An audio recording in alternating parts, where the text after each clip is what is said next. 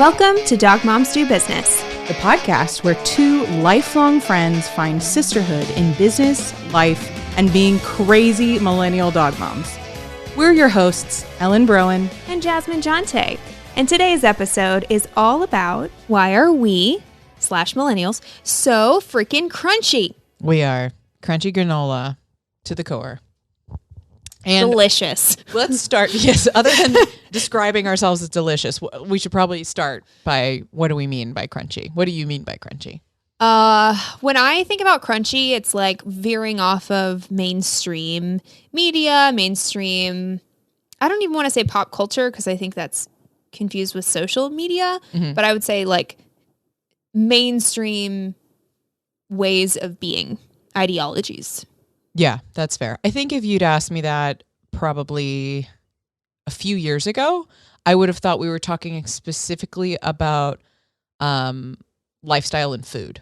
Where like if I thought of a crunchy granola person, I thought of someone who lived in like the Pacific Northwest and who had long stringy hair and shopped at Trader Joe's or Whole Foods and, was really healthy and mindful and had a like slower paced life. Like I had this image of a crunchy person that was different than me, even though there were things that I had in common with crunchy people. Sure. And now I pretty deeply identify with the crunch in new ways.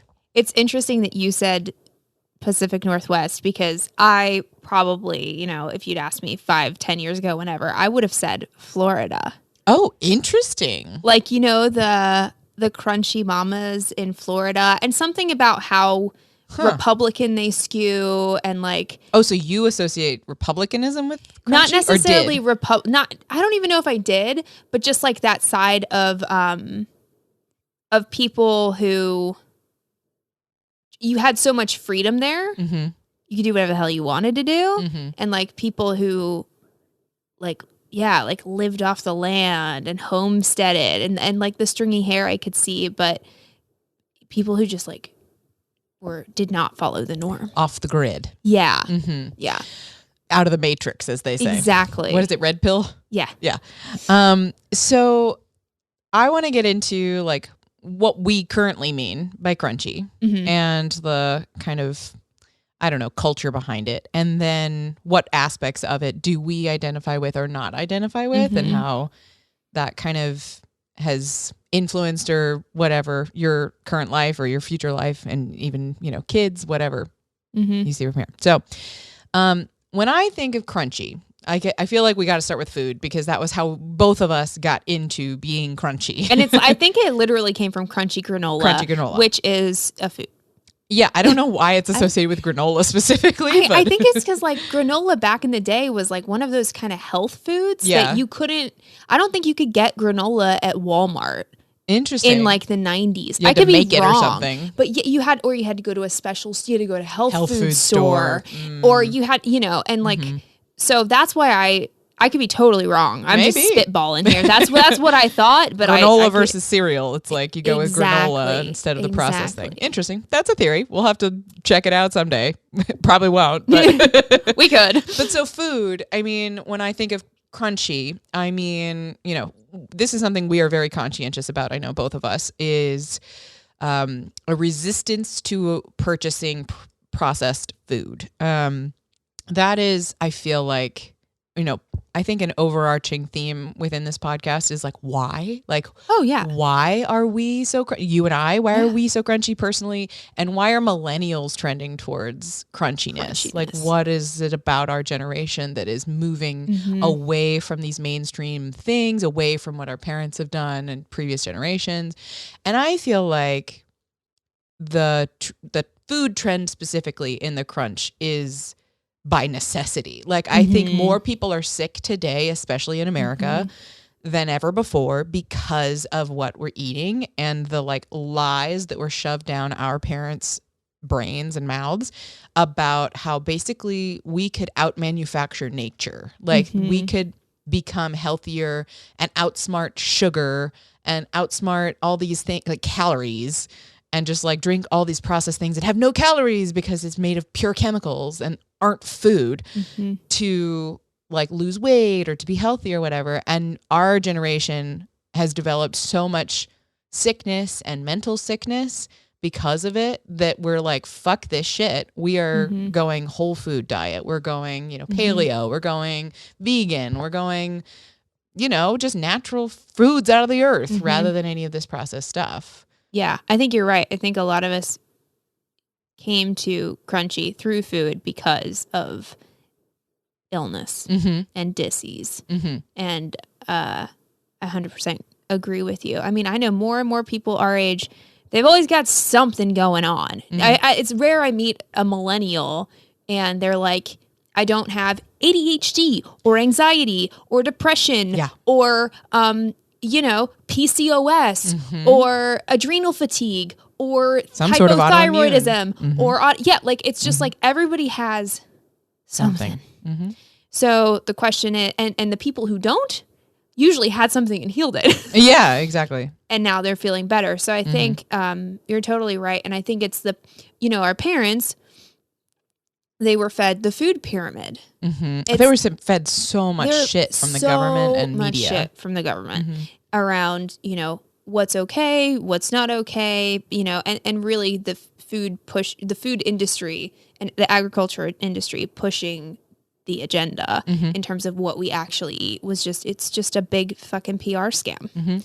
So, I totally agree with you on that. And then, for us, what that like literally specifically means is I feel like there's degrees of crunch. Like we have progressed and progressed and progressed. Like I just now took a drink of Zevia, which is a 0-calorie soda made with stevia, but it's in an aluminum can. It is. Which is very not good for you. Yes. Drinking out of metal instead of glass. Not good. Not great. For your eating too. Your heavy metal toxicity, whatever. So it's like, and even, the stevia is debatable at this point. Stevia is debatable. It's allegedly the most natural artificial sweetener that there is, or whatever. It's a natural sweetener, but it's not sugar, whatever. Yeah. But I mean, it doesn't affect your blood sugar, the same. That being said, it's like, I think there's levels to this crunchy game, and there's like we're still humans in the world. Yes. So like we don't live without some sort of sparkly beverage. I'm not making my own bread yet.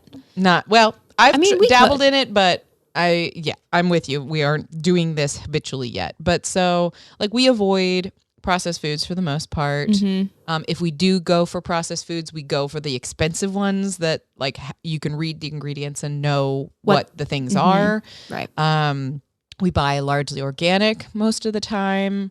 And little things like what kind of oils are inside of it. Like one of the big aha moments I had years ago when first we were going through our digestive journeys that we've shared here on the podcast.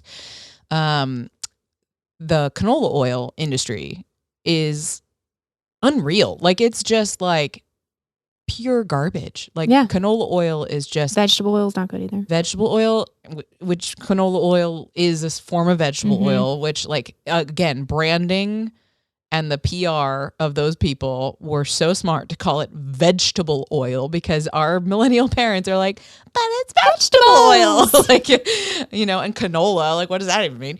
And canola oil and vegetable oils are just hydrogenated, completely artificially like derived, just basically jet fuel. It's just like not good for you in the slightest. And then to the next degree, recently in the last year or two, Matt and I have been on the avoiding seed oils train because that was in It Starts With the Egg, the pregnancy book that you and I have read. Shout out Rebecca Fett. Shout out to you. You're saving lives and creating babies. Seed oils are also like grapeseed oil, like all these things that you see and you're like, I mean, that sounds natural and sounds fine. And it's so sad because we love a Whole Foods. We love a Trader Joe's. Duh. Guess what? They use in all of their prepared foods, Trader Joe's and all of their super amazing tasty snacks. You're like, oh, so good. All have canola in it. Oh, really? Canola? Oh, yeah. I mean, this was like, and I didn't even realize it until it was Brad or maybe someone else. I said, oh, like, let's just pop into Whole Foods for lunch. Like, I'm hungry. Let's get a bite. And he's like, we can't eat any of that stuff. Do you know they use canola oil? I was like, no way. So I went and sure enough, like if you look at the tuna salad or anything, it usually has. It's one of the top ingredients. One of the top ingredients. Yeah, which is so sad. So you can't even like go into a Whole Foods now and be like, oh, I'm good here. Yeah. Yeah. And, you know, it's because of how cheap it is and how like tasty it is in many cases and how effective it is, how long it keeps, you know, like companies will keep it keeps on the shelves really long time. It's just so crappy that like being crunchy is almost a sign of, maybe it's not almost, but it is a sign of privilege. Totally. Because you have to pay more in order to have the convenience of having meals either partially prepared or fully prepared and not have canola in it. Like you have to pay so much more. Like if you think about going to like a True Food kitchen or a really healthy restaurant, like or the Sapiens, the paleo kitchen, it's like $30 an entree. Versus, you know, another fast casual restaurant that's 15 that uses grapeseed oil. You know, that takes me into, I feel like another section of crunchiness that is like, it's either these highly privileged people who are paying attention to these ingredients and like buying the most natural, expensive version of the whatever out there. Or it's these like off the grid, don't participate in capitalism kind of people who are not privileged. They are like living off of the land and barely working because they have barely any life expenses because they've created this totally sustainable way of life. Because they garden and have an aqua farm and that's like that lifestyle trend and that like almost anti-government sort of like anti-matrix red pill vibe is also, I mean, obviously that's very crunchy. And I feel like more millennials are moving towards this. Like I have followed in homesteading influencers for a long time. You have followed homesteading, like backyard farming. Like that's like a really replace your flower beds and put in freaking tomato plants. We're talking about it. Like our backyard, it's just a flat lot right now with rocks in it, right? We moved in 3 years ago. 3 years ago. We haven't done anything with it. It hasn't been a priority. And we have a plan for like, you know, like our fire pit area and our turf area and all the areas. And then I was like, you know what? Should we just like toss that plan in the window and make a big farm garden and farm in our backyard? Because it's pretty sizable. We could really like grow some proper things there. Yeah. But it's, you know, this idea of like sovereignty and like food sovereignty. Yes. Yes. So I feel like that, I mean, it touches on sustainability. It touches on like, you know, we have been handed a planet that's dying and like the oceans are fucked. The atmosphere is fucked. You know, the land is fucked. Our food is fucked. Industry is fucked. Like, it's just like all of these things we need to fix or figure out in some way, shape or form, or this planet is going up in a, you know, a fiery flame before the end of our years. And so, you know, understandably so, we have really made it a priority and within our generation of sustainability and thinking about the environmental impact, thinking about, you know, sustainable food sources for, you know, not only our own internal benefit and our food, but also like big farming is not, you know, who would have ever thought big pharma would share words with big farming? Like, there's like the cows that are responsible for the methane gases that are ruining, you know, our atmosphere. That would never have been a thing 50 years ago or 100 years ago. And now because of our farming methods that are hurting not only the quality of the food that we are eating, but also the environment, it makes sense that all of us are like, we need to grow our own damn vegetables. And you know what's crazy is like there's so many solutions out there already. Like there's so many people doing great things, even like regenerative farming. And I've listened to some podcasts. I think it was on Darren O'Lean's podcast about that and how you even save money. Like it's better to be a regenerative farm than not. But it comes back to pharma and farming, right? Is like, it comes back to the idea of what pays right now and who's in charge of the law. Yeah. And which takes us into who we vote for and why. Yes. So who do you vote for and why? Let's just say it.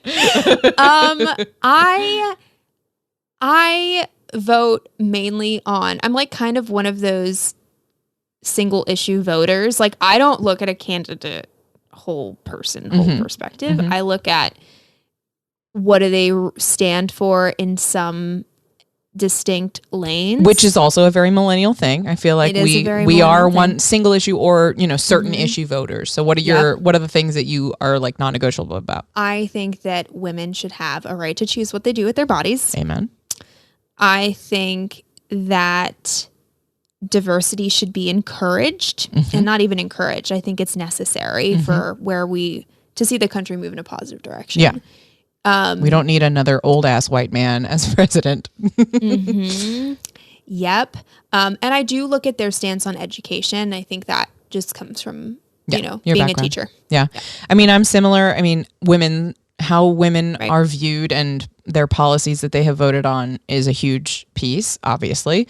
And, their social record to me is the most indicative of like, is this kind of a leader someone I can believe in? Speaking to gay marriage, speaking to abortion and women, and speaking to just the entire social side of a voter is of their voting record is what I care about when I look at a candidate. That being said, historically, if you were to look at who I have voted for, most of the time it has been a Democrat candidate.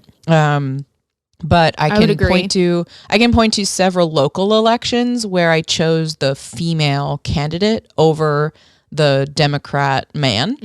She was like a female Republican and a male Democrat, and I voted for the female Republican because of what she stood for. So, I wouldn't go so far as to say I'm an independent based on the fact that I have voted cross-party, but, I'm getting to the point where I'm even a little bit unwilling to identify as like a Democrat at this point. I identify as independent. Yeah. I've always identified it as independent. Because to me, it's not about like, there's no one party that believes everything I believe. And I get that that's kind of like, have your cake and eat it too. I think that's everybody's feeling. And that's so frustrating that we're still in this binary.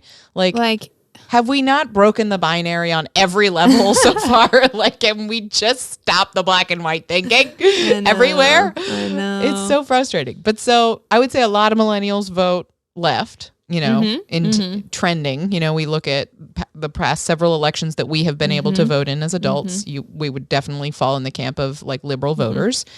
But I feel like, Biden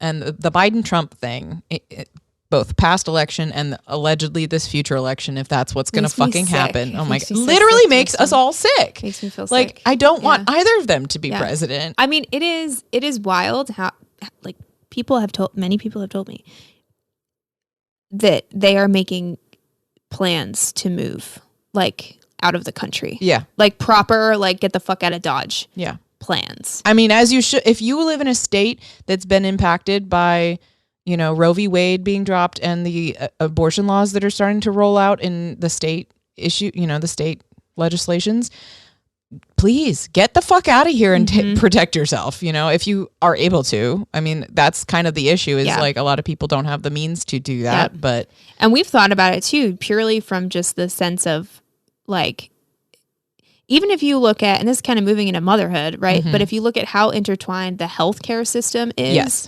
with the government and how we have to pay for our healthcare, and yet the healthcare that we are paying for is not, I don't even know how to describe it. It's like you have to work against the system. Yes. To advocate for yourself. You have to be smarter than the doctor. Yes. In order to know what's going on, because they're so indoctrinated into what they've been told to believe, which has been a trickle down approach for generations, and it's completely missed. I mean, and we've talked about, like our functional medicine doctor experiences, our naturopath experiences. So we're paying out of pocket potentially thousands of dollars. Still have to have healthcare, but it doesn't matter, because if I go to I've been to the doctor, said, "Oh, give me a blood test." Then what they tell me versus what a functional medicine doctor tells me is just a completely different story. Yeah. Yeah. I mean, yes, the healthcare, I think in general, what I'm like ascertaining about why millennials are so crunchy, coming back to this core topic, other than just like us rambling about our own opinions, like this crunchy theme specifically speaks to the idea that the previous generation built systems that have not only were built on prejudice, were built on dysfunction, were built on misogyny, were built on just all sorts of their inherited burdens and limited ways of thinking. But not only was it built wrong, it's broken. Like education, healthcare, government systems, like the food industry, like everything that is run in a system. I feel like the millennials see through it and see like, you know, maybe it's because we grew up with this idea that like you can be anything and that individualization was pushed so heavily on us in a good way, right? Like be anything you can be. You women like raise up our girls, and like Barbie and this whole, you know, individualism was very heavily pushed in our generation, which was not pushed on our parents. Like from the Great Depression parents, they weren't like, be safe. Yeah, get a safe job. Like, blue collar. Yeah, make it and live. Yeah. Like, and our parents were like, we made it, but this ain't fun. So get out there and make it happen. Beautiful. Have a beautiful life, and do unique things and grow and all that. And so it planted that seed in us, and now we don't subscribe to any of the systems that like they built, that their generation built and the generations before them. So I feel like going back to the healthcare thing, I mean, it's just so confusing to me why healthcare in America, this superpower, this immensely privileged country, this, you know, whatever that what we represent, can be have the highest maternal death rate in like the world, not the highest, but one of the highest. How, you know, maternal health is killing women, how people are prescribing, big pharma is ruling, you know, doctors and even mental health, you know, psychiatrists overprescribing and doctors overprescribing, and just like big pharma funding legislation, and just all of the fuckery that goes, and the money that drives the medicine world and the laws. That now I feel like the disillusionment in how we're looking at who we vote for, and the, you know, even if we vote for, you know, someone who aligns with the things that we care about, nothing's gonna fucking change. Like, I just feel like the older I get, the more jaded and sad I get about how, and maybe is this just aging? Like, does everyone go through this? Potentially.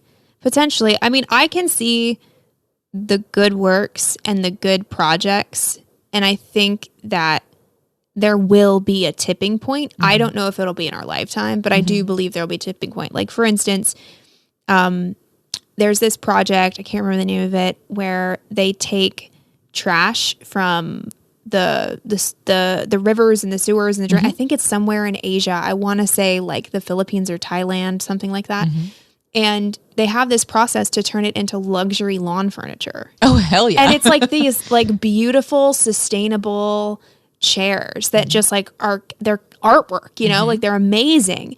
And I think about that, and, you know, I'm like, there's so many things that are happening like that. Businesses that are taking the responsibility for sustainable living. And like Tom's Shoes is probably the earliest example in my life that I've bought that was like, I'm doing good with my money. Through this purchase. And so I think that, but, you know, on the business side, I see a lot of things happening. I also see a lot of people our age and like people really being advocates now. Like we're really like being more active, using our voice on social media, not me specifically, but I just see a lot more of that. And I do think that there will reach a tipping point. But again, I don't know if it's in this lifetime or if it's when our children are adults and we're on board. And like this other, because I don't even want to say it's my parents' generation, because I've seen a lot of people in my parents' generation who are willing to change their mind. And like they are willing to see the truth.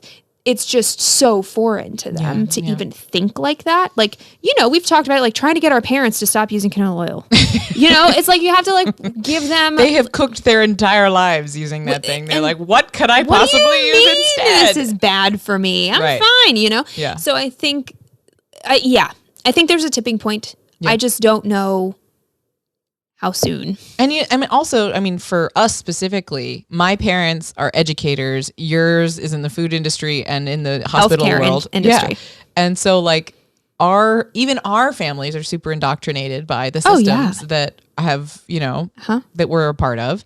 And here we are, their children, and we're like, fuck the systems that you guys are a part of. Like, no offense to you, but the system you're a part of is fucked. And I feel like that kind of enlightenment in ways where, like, I've broached the topic with my parents about how we would like to at least start Grace outside of the education system, whether it's like Montessori method or homeschooling or like home pod. What is that called? Is it like a homeschool group? Homeschool group.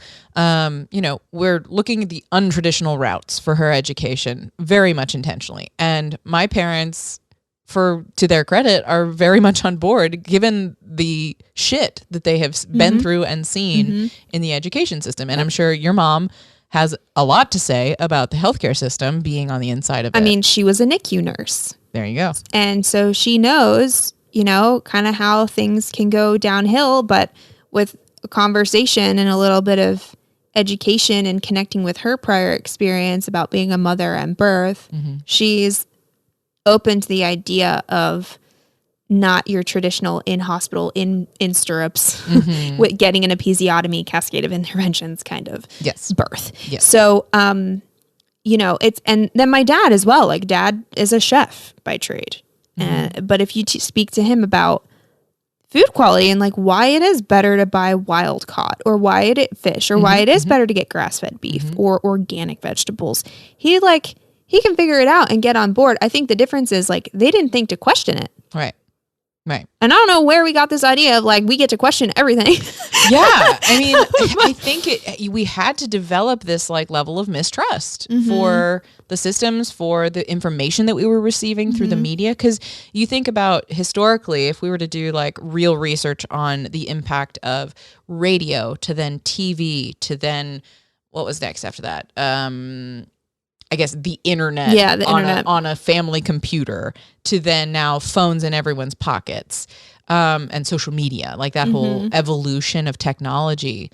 I think that has greatly impacted, number one, the information we all have, because who was controlling that information was like very much in the hands of other people for many, many, you stuck to your grassroots communities and you had newspapers and you had, like your little world. And that was like your whole world and your whole community. And you had to like leave into the great unknown to get on a horse and carriage or ride in your like Ford truck to like leave and go somewhere new. And that was crazy. And now here we are like wanderlust, like millennials popping on flights at a whim and,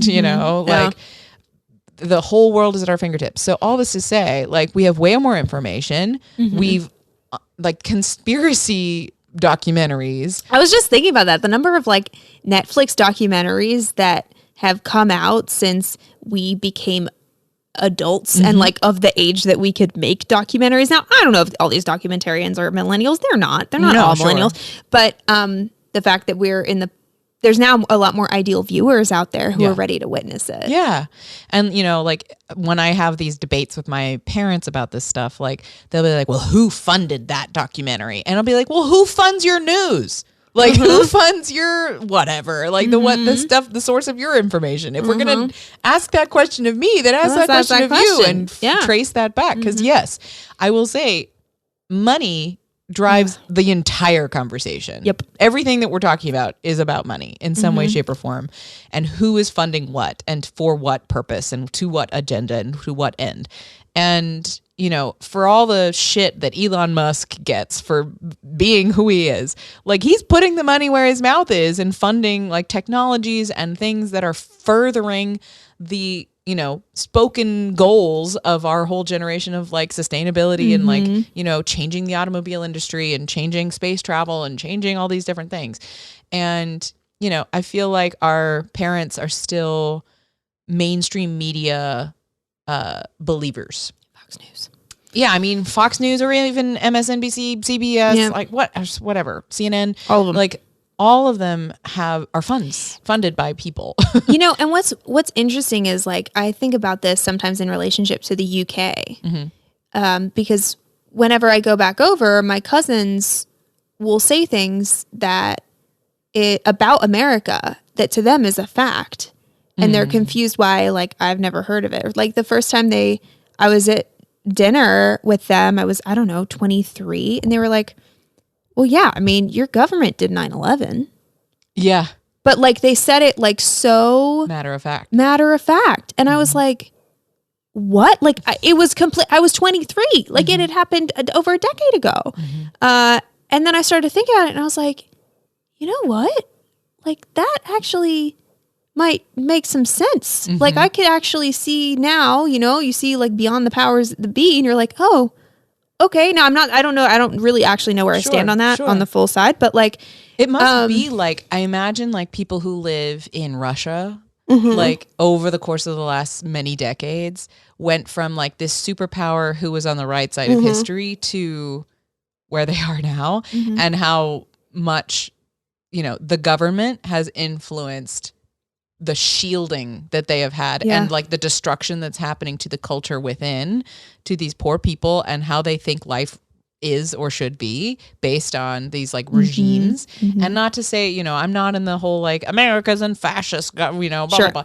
But I mean, there are people on both sides saying the same thing about the other side, where like the left is pointing to the right saying they're fascists and the right are pointing to the left saying they're fascists. And everybody is pointing to this fact that misinformation is used to manipulate their audiences. The most truest political meme I've ever seen is a two-headed snake. And one side is the left and one side is the right. And, they're like trying to get at people on both sides when like this is the whole joke. Is there really just one entity? It's like Scandal, Scandal come to light. I've never seen Scandal. Oh, that's okay. We'll come back to it. But like back to the crunchiness in the UK is because they have NIH, like they don't have, insurance. You just get healthcare there. Right. They often receive care like what we would get here from, I'm not going to say exactly like a functional medicine doctor or a naturopath, but it's different. Yeah. It's better than the lowest level care we would get here.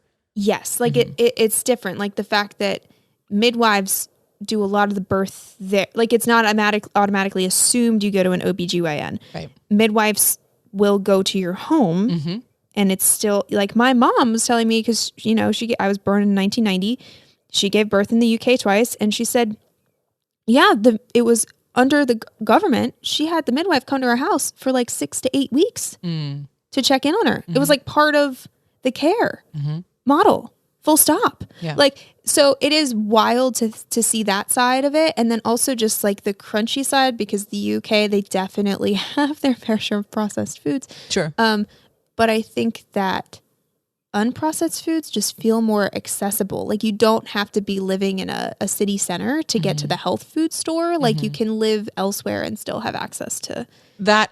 But there's also food deserts where like there's just no store. There's no grocery store. There's just like a Wendy's, or whatever. I mean, in Detroit, it was like, it took me 30 minutes to get to a Kroger. Yeah. Like that was the closest grocery store. So So I mean, this also touches on, and I don't know if I want to go full in depth in this podcast about this, but crunchy mothers. There is a world that I didn't know about until I became a mom. I love this though. Okay, so I'm not a mom, but I'm going to say it. So there's crunchy moms who are like all the way crunchy granola, all natural, mama natural. Okay, then there's silky moms who are what I would consider, who basically are like subscribing to our parents, how they were raised. Yes, they're not questioning it, they're just going with that, and that's how things are done, and that's how there's, it kind of reminds me of like Stepford for some reason.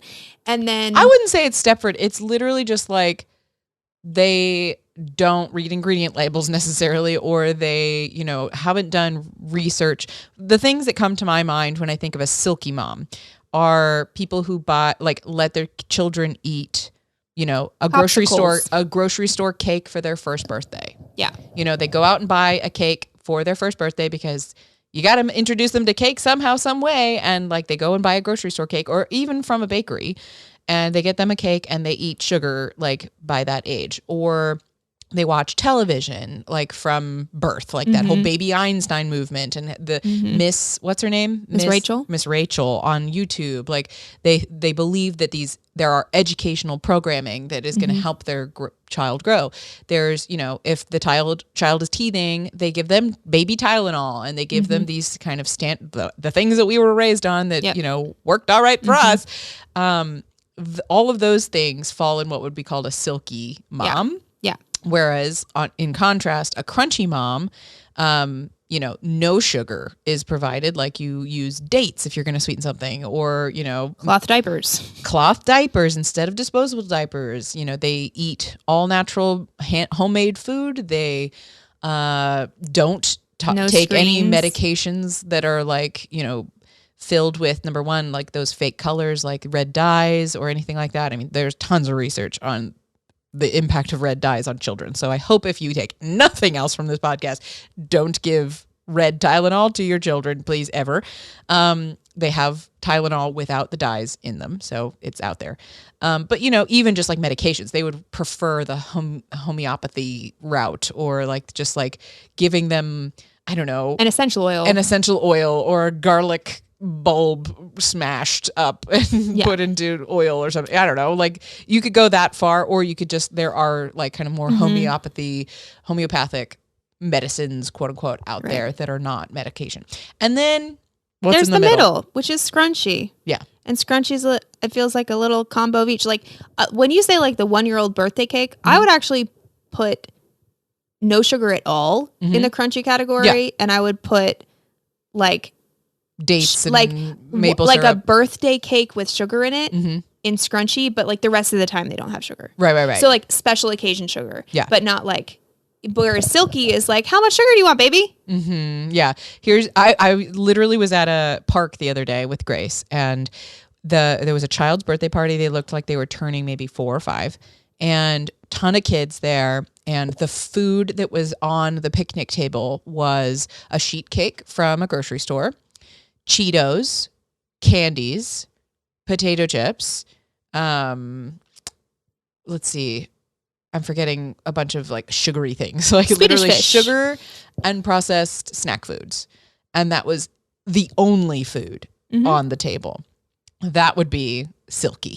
So it's not Stepward. It could be like low income families, like there, or like uneducated, like, not aware of the food shit that we talked about earlier in the podcast. Or not accessible to it. Like the people who are just buying the cheapest snacks, you can get a huge bag of Cheetos for, $1.50 rather than a tray of veggies for $10. Like they're going to get the things that the kids will eat a lot of and that is cheaper. And the Scrunchy mom might have some Cheetos and some cake and, some of these things, but also the vegetables like and the things. Healthy things and then dessert. Yeah. And, I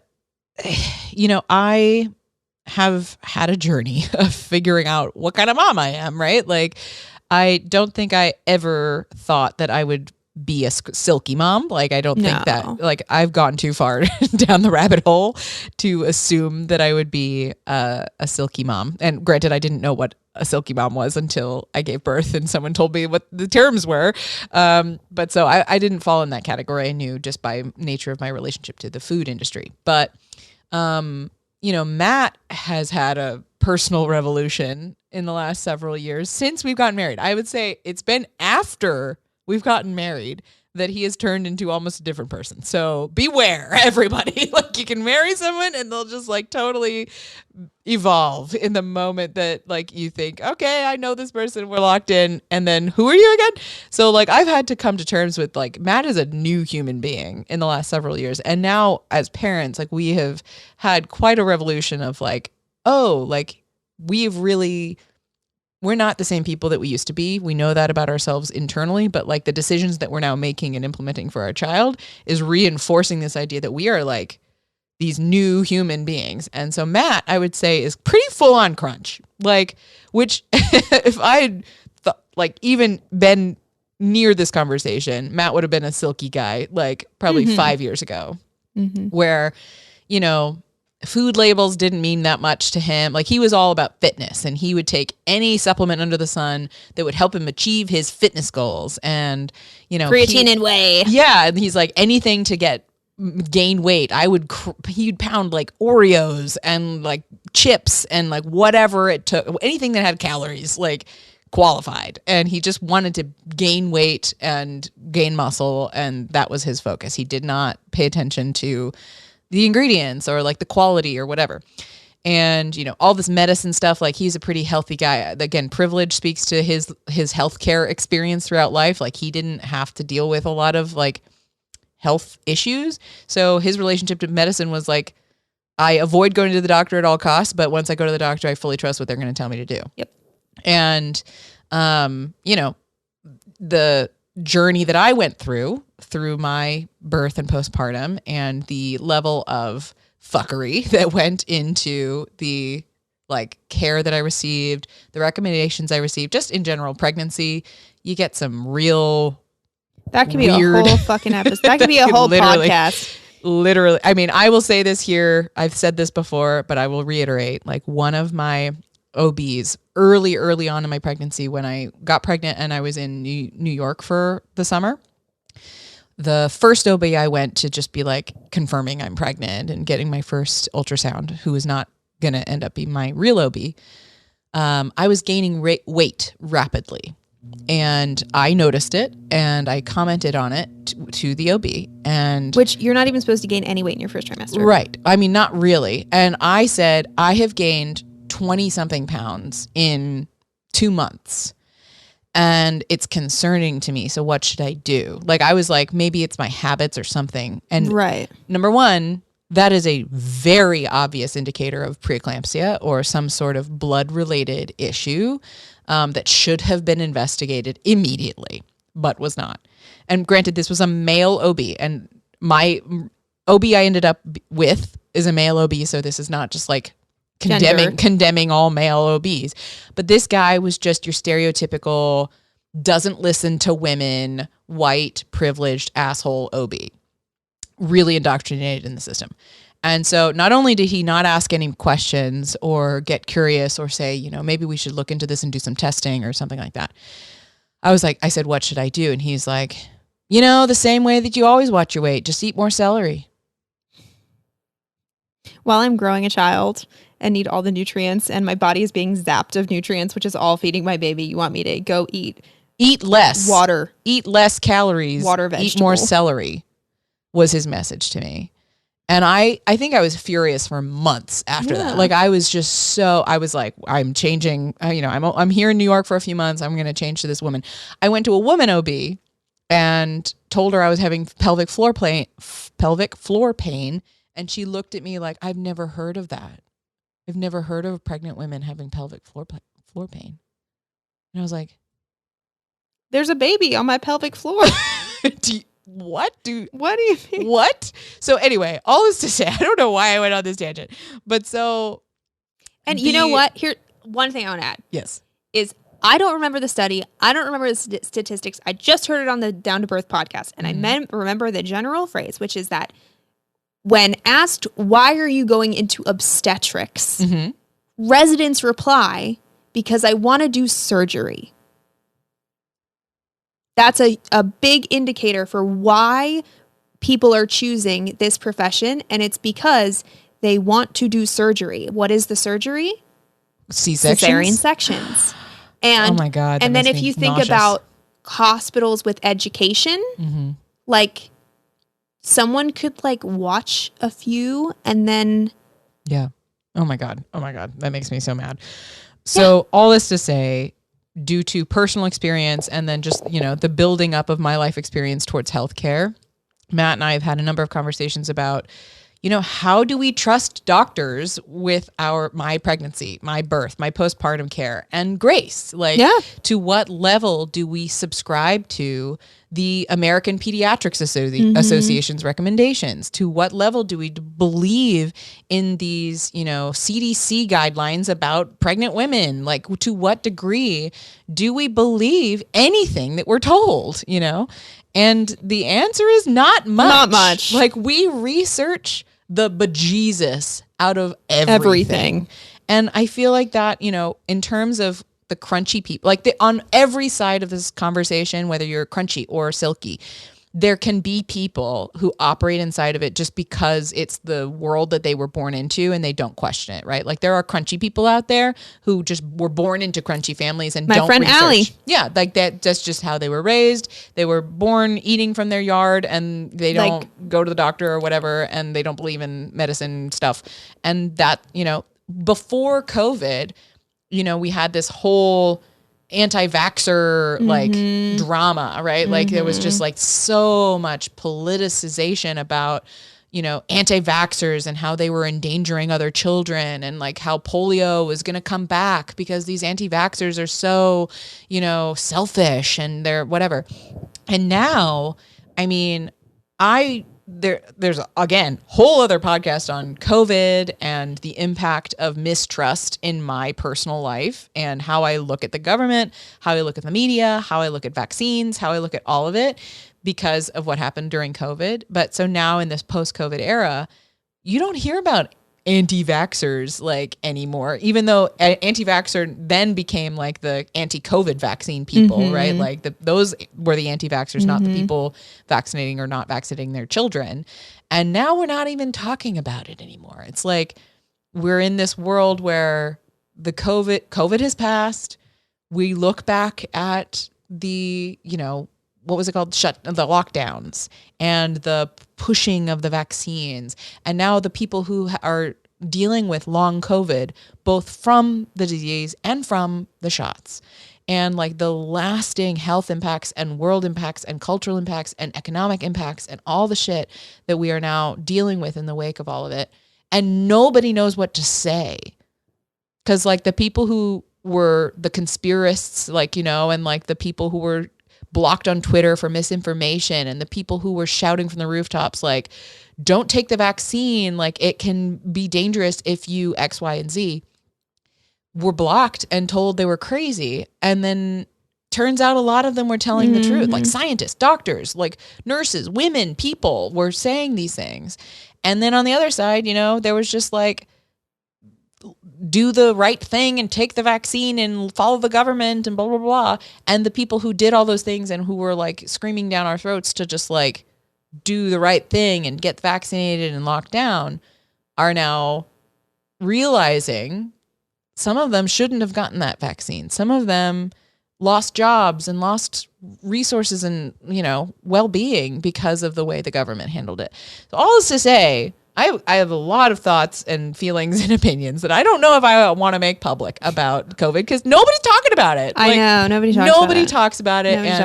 It's uncomfortable. Like you and I could talk about it off air, but like it's kind of a crazy, scary world to like put in a permanent place on the internet what you think and feel about the COVID stuff. I think that's like vaccines specifically. Like a lot of these things, it's hard to do that because we're just operating under the information that we have right now. Right. And there's, I'm sure, more information out there that we will have in the future, and we could potentially change an opinion. Sure. Like that's kind of where I come back to like, man, do I have enough information to really make a well-informed public opinion?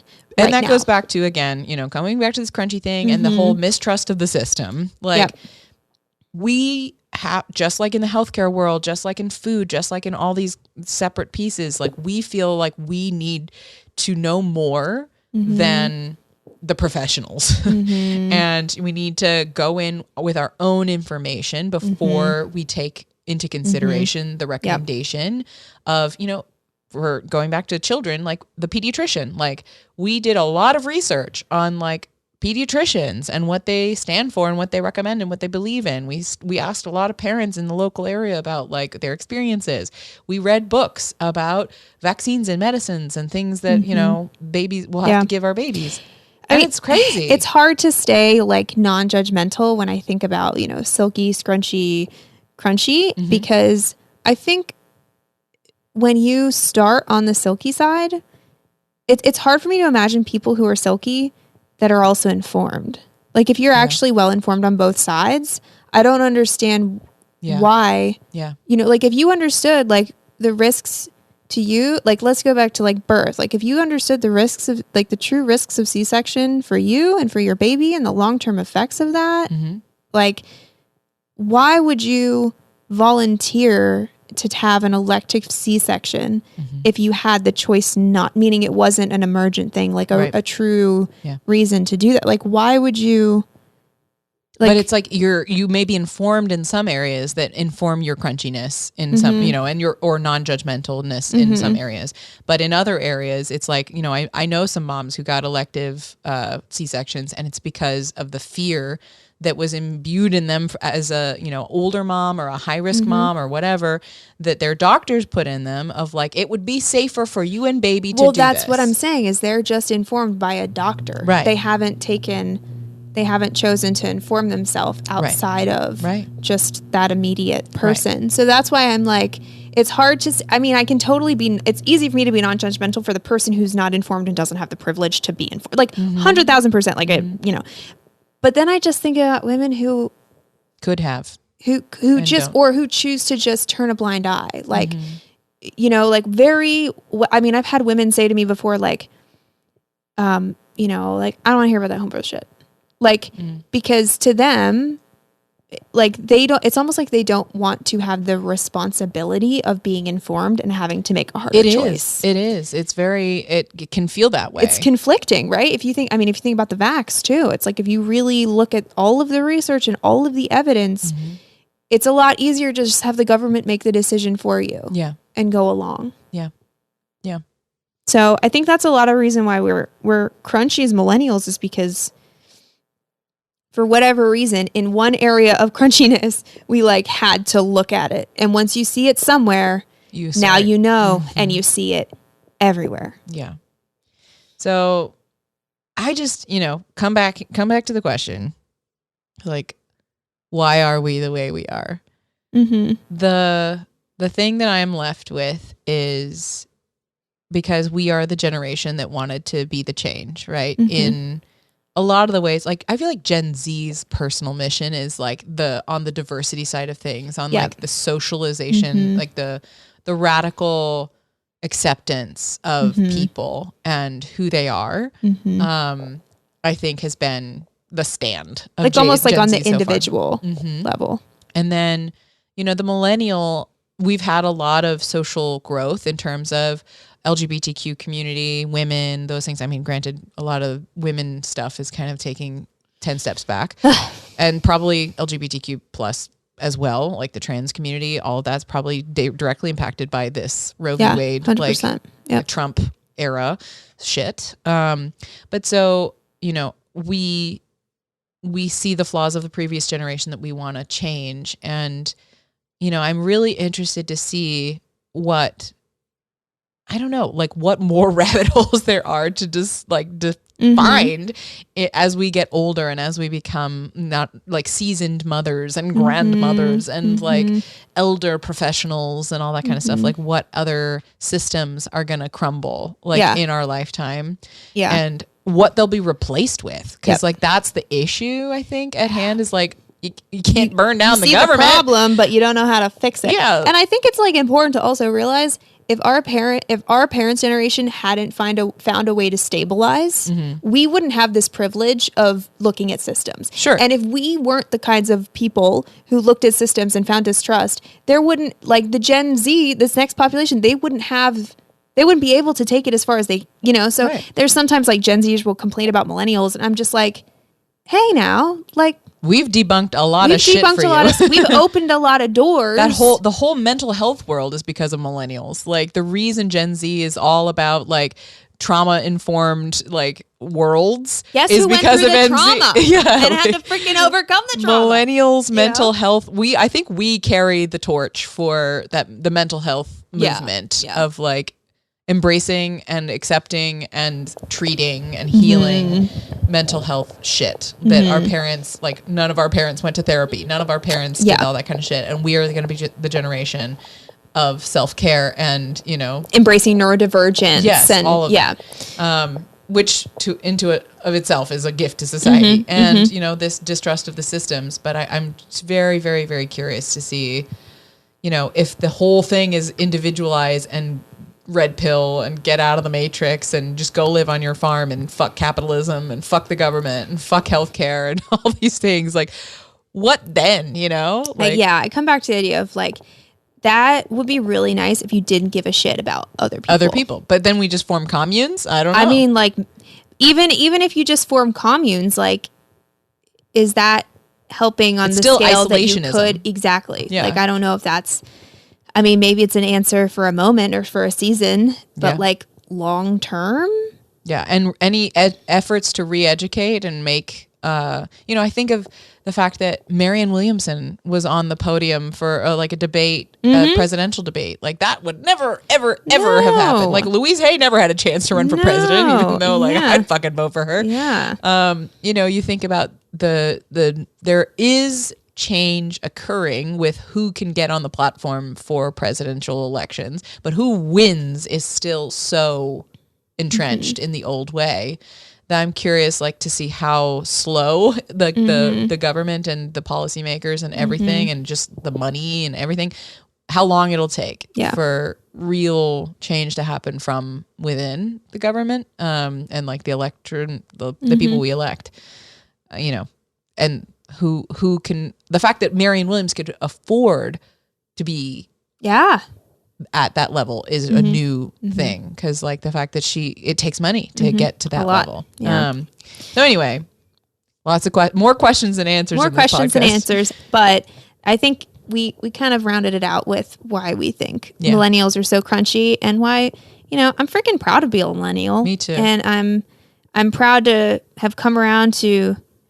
using wool dryer balls and you know, like Matt has beef tallow, like crunchy soap and sunscreen and mineral sunscreen. Yeah, like organic cotton t-shirts and you know, like I think I think it's good. So please let us know how crunchy you are. You can email us at dogmomsdobusiness@gmail.com. Please do. We want to hear from you. And if you liked this episode, then please give us a rating and or review on Apple Podcasts, Spotify, wherever you listen to podcasts. Yes. All right. Love you, Mother Buppers, and we'll see you next week. Toodles.